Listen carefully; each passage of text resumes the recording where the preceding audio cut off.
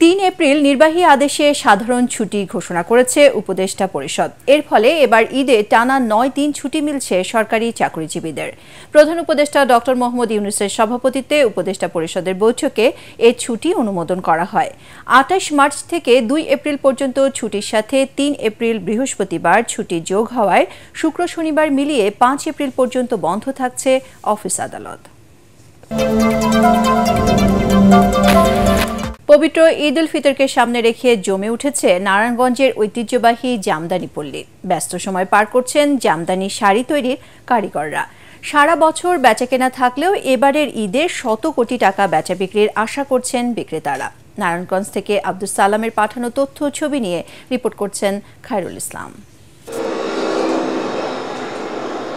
নারায়ণগঞ্জের রূপগঞ্জ উপজেলার তারা পৌরসভার নোয়াপাড়া গ্রামের 4 শতাধিক তাঁতখানা নিয়ে গড়ে ওঠা বেসিক জামদানি পল্লীতে পুরোদমে চলছে ঈদের আমেজ। প্রতিটি তাঁতখানায় সকাল থেকে রাত পর্যন্ত জামদানি বুননে ব্যস্ত সময় পার করছেন নারীসহ প্রায় 1600 জামদানি কারিগর। নারী পুরুষদের পাশাপাশি ক্ষুদে তাঁতিরাও সমানতালে কাজ করে যাচ্ছে।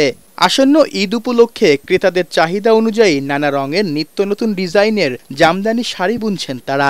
সর্বনিম্ন 1000 টাকা থেকে শুরু করে 6 লাখ টাকা মূল্যের জামদানি শাড়িও তৈরি হচ্ছে এই পল্লীতে। যারা শাড়ির চাহিদা একটু কমছে, যদি চাহিদা ভালো থাকতো তার মানে আমরা একটু নিয়ে বালাসি চলতাম আর কি। ঈদের মার্কেটে যদি আমরা শাড়ি ডেলিভারি মাহাজনে দিতে পারি, মাহাজনে বিক্রি করতে হলে তাই আমরা কিছু ঈদের বকশিস দিতে পারে। শাড়ি নিয়ে আইছি এক ব্যাগ, একটা এখন বেচতে পারি নাই। শাড়ি প্রতি 3-4 হাজার টাকা ডিফারেন্স। এই শাড়িটা কত 3-4 টাকা আমি 13,000 টাকা বেচছি।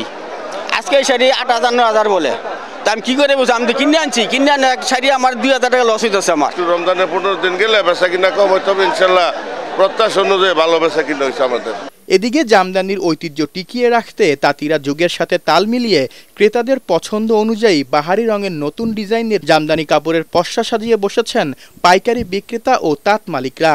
শাড়ির পাশাপাশি জামদানি কাপড় দিয়ে মেয়েদের 3 পিস 2 পিস ওড়না, ছেলেদের পাঞ্জাবি, ফতুয়া, কোটিও তৈরি হচ্ছে এই পল্লীতে। দেশের বিভিন্ন জেলা থেকে ক্রেতারা এসে পাইকারি মূল্যে জামদানি পণ্য ক্রয় করে থাকেন এই জামদানি পল্লী থেকে। সারা বছর বেচাকেনা থাকলেও পবিত্র ঈদ উল ফিতরকে সামনে রেখে জমে উঠেছে ঐতিহ্যবাহী জামদানি পল্লী। রূপগঞ্জে 400 বছর ধরে বংশ পরম্পরায় সমোপযোগী জামদানি কাপড় তৈরি করছেন এই তাঁত শিল্পীরা। ঈদে 100 কোটি টাকার বেশি বেচা বিক্রি আশা করছেন তারা।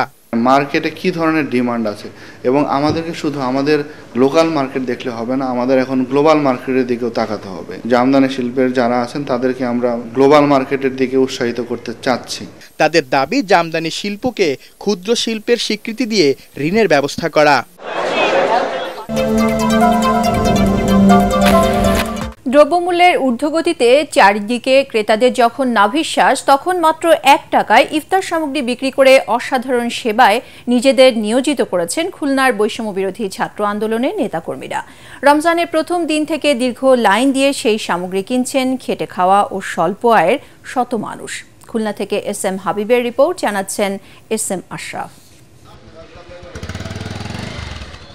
নিম্ন ও মধ্যবিত্ত মানুষের স্বাদ ও সাধ্যের ইচ্ছে পূরণ করতে শহরতলির কালীবাড়ি এলাকার কিছু মানুষের ব্যক্তিগত উদ্যোগে নিজেদের অর্থে ও স্বেচ্ছাশ্রমের মাধ্যমে 1 টাকা দরে ইফতার বিক্রি হচ্ছে। প্রতিদিন এখানে তৈরি হয় প্রায় 500 পরিবারের জন্য ইফতারি সামগ্রী। প্রয়োজন অনুসারে 5 থেকে 10 টাকা দরে মিলছে ছোলা। পরিবার নিয়ে তৃপ্তির সাথে ইফতার করছেন দরিদ্র মানুষরা। বাইরে আমরা 5 টাকা করে সব কিনি, কিন্তু এখানে সব 1 টাকা করে। আঙ্কেলরা সেবামূলক কাজ করে আসছে কয়েক বছর ধরে, আমি কয়েক বছর ধরে এখান থেকে নিয়ে আসছি। ধান চালায় গরিব মানুষ, আমার এখানে 1 টাকার ইফতারি আমরা নিচ্ছি, 8 জনে করব। আর বাইরে যদি আমরা এটা কিনতে যাই তাহলে আমাদের মোটামুটি 200 টাকার মতো খরচা যাবে। এই দুর্লভের বাজারে এরকম ভাবে দেওয়ার কারোর পক্ষে সম্ভব না। প্রতিদিন শত শত গরিব মানুষ এখান থেকে ইফতারি কিনে তারা ইফতারি কিনে নিয়ে খায়। বাজারে 8-5টা যে দোকানদারের যে মানে তৈরি হয় খাবারটা, আমরা তার থেকে সবসময় চেষ্টা করি আরো উন্নত করতে। আমাদের এখানে মানুষ এখন অনেক অসহায়ের ভিতরে আছে, এই চিন্তা ভাবনা করেই কিন্তু আমাদের এইগুলো করা। এটা যে সম্প্রীতির দেশ এবং এখানে সবাই মিলে আমরা মিলেমিশে সবাই এই কাজটা করার জন্য আমরা খুব মনের দিক থেকে আনন্দ পাই। দ্রব্যমূল্য সাধারণ মানুষের ক্রয় ক্ষমতার মধ্যে আনতে খুলনার শিববাড়ি মোড়ে বৈষম্য বিরোধী আন্দোলনের ছাত্ররা বিনা লাভের দোকান চালু করেন। রমজানের সামগ্রী ও সবজি স্বল্প মূল্যে কিনতে পেরে আয়োজক ও ক্রেতা উভয়ই সন্তুষ্ট। ভাইয়া এখান থেকে নিয়েছি মুড়ি আর তেল, বাইরে থেকে এখানে অনেক দাম কম এবং অনেক ভালো। বাজার থেকে খিরাই সংগ্রহ করছিলাম 50 টাকা কেজি, এখানে আমি 25 টাকা কেজি পাইছি। ইনাদের অসংখ্য ধন্যবাদ জানাই, এত কম রেটের ভিতর আমরা কিনতে পেরেছি। সমৃদ্ধ ছাত্র আন্দোলন এবং খুলনা জেলা বাণিজ্য মন্ত্রণালয়ের যে বিশেষ টাস্কফোর্স টিমের সমন্বয় করে আমরা এবারও বিনা লাভের দোকান চালু করেছি সাধারণ মানুষের স্বস্তির জন্য। অসাধু ব্যবসায়ীদের সিন্ডিকেটটা ভাঙার জন্যই মূলত আমাদের এই দোকান আমরা চালু করেছি। রমজানে নিত্য প্রয়োজনীয় যেগুলো আছে সয়াবিন তেল এগুলো সবই পাওয়া যাচ্ছে। সাধারণ মানুষ বলছেন এভাবে অনেকেই যদি এগিয়ে আসতো তাহলে নিম্ন ও মধ্যবিত্তদের জীবন আরও সহজতর হতো।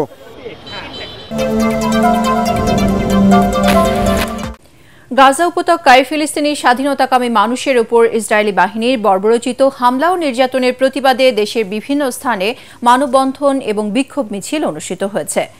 চাঁপাইনবাবগঞ্জের শিবগঞ্জে বিক্ষোভ মিছিল করেছেন ধর্মপ্রাণ মুসলমানরা। সকালে কানসার্ট বলাকা মার্কেট এলাকা থেকে সর্বস্তরের ধর্মপ্রাণ মুসলমানের ব্যানারে বিক্ষোভ মিছিল বের হয়ে বিভিন্ন সড়ক প্রদক্ষিণ করে একই স্থানে গিয়ে শেষ হয়।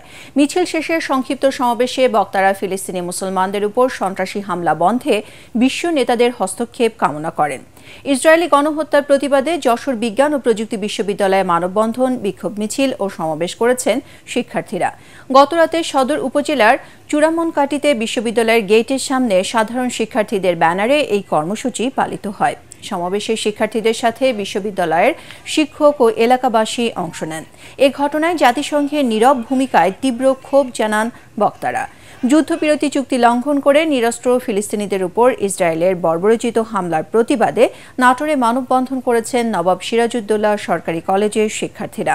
দুপুরে কলেজের প্রধান ফটকের সামনে এই মানববন্ধন অনুষ্ঠিত হয়। এ সময় বক্তারা সকল আইন কানুন লঙ্ঘন করে রমজান মাসেও হামলার তীব্র নিন্দা জানিয়ে ইসরায়েলের সকল পণ্য বর্জন করার আহ্বান জানান। ভালো কলেজের প্রলোভনে ভারতে পাচারের শিকার শিশুসহ 21 বাংলাদেশি নারী পুরুষ দেশে ফিরেছেন। দেশটিতে বিভিন্ন মেয়াদে সাজা ভোগের পর বিশেষ ট্রাভেল পারমিটের মাধ্যমে বুধবার সন্ধ্যায় তাদেরকে বেনাপোল চেকপোস্ট ইমিগ্রেশন পুলিশের কাছে হস্তান্তর করে ভারতীয় police. Immigration OC Imtiaz Mohammad Ahsanul Kader Bhuiyan জানান, ফেরত আসা নারী শিশুরা যশোর, সাতক্ষীরা, খুলনা ও নড়াইল জেলার বাসিন্দা। আইনি সহায়তা দিতে রাইটস যশোর 10 জনকে এবং জাস্টিস অ্যান্ড কেয়ার 11 জনকে গ্রহণ করেছে। দেশের বিভিন্ন সীমান্ত থেকে ভারতে গিয়ে অনুপ্রবেশের অভিযোগে আটক হয়েছিল তারা।